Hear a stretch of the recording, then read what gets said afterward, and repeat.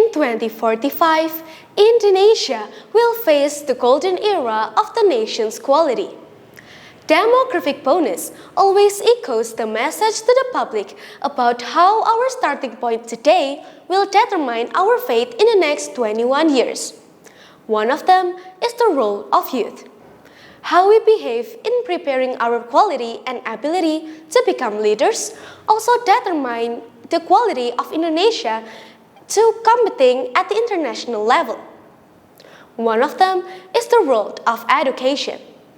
Education is the main focus in forming the quality and be a way to increase the number of competent youth in Indonesia as a stepping stone to face demographic bonus in upcoming years. Are we capable to do so? The education field is a system that was formed to be a means of process and development of knowledge and personality, which aims to prepare the quality youth of the nations to be a competent global citizen. In supporting learning activities at school, of course, it will be supported by various factors, such as human resources, learning methods, economic, and many more. Let's take a look at the economic side.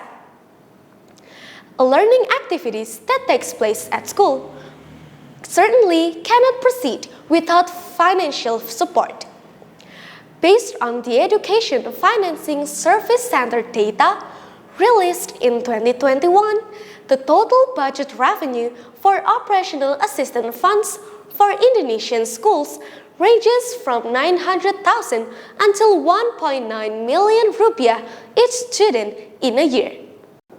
Thus, it can concluded that each day students only receive the education funding quota around 2,500 until 5,300 rupiah per student based on their education level, which certainly is quite low in fulfilling the students' facilities at school, such as electricity operations, cleanliness, security, and others.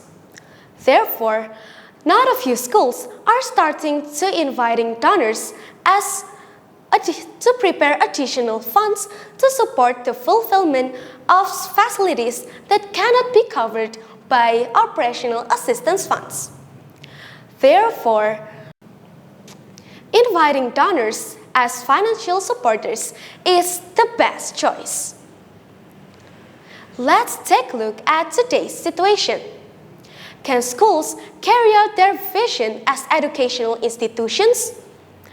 Running school programs by inviting donors as sponsors shows how schools are starting to lose their essence as educational institutions. However, not many donors misuse this to commercialize the education field. Apart from that, financial support from donors doesn't rule out the opportunity for an increase in school fee prices. This makes education only accessible to certain groups, so that among those with insufficient economic condition, they need to work harder to be able to compete with those groups in sufficient economic conditions. Thus, what should we do then?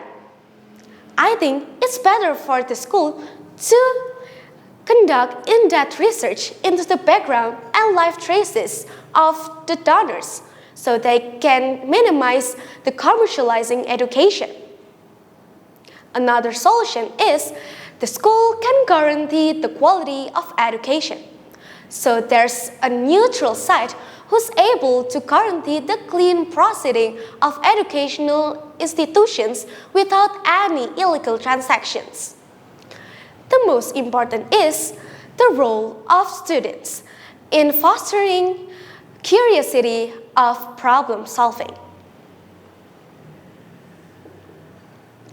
As students, it's our right to receive adequate quality and facilities. But if commercializing education occurs, we can voice our opinion so that our benefit aren't taken away for other benefit of certain groups. As what Benjamin Franklin said, an investment in knowledge pays the best interest. I'm Gaby. Thank you for your attention and have a wonderful day.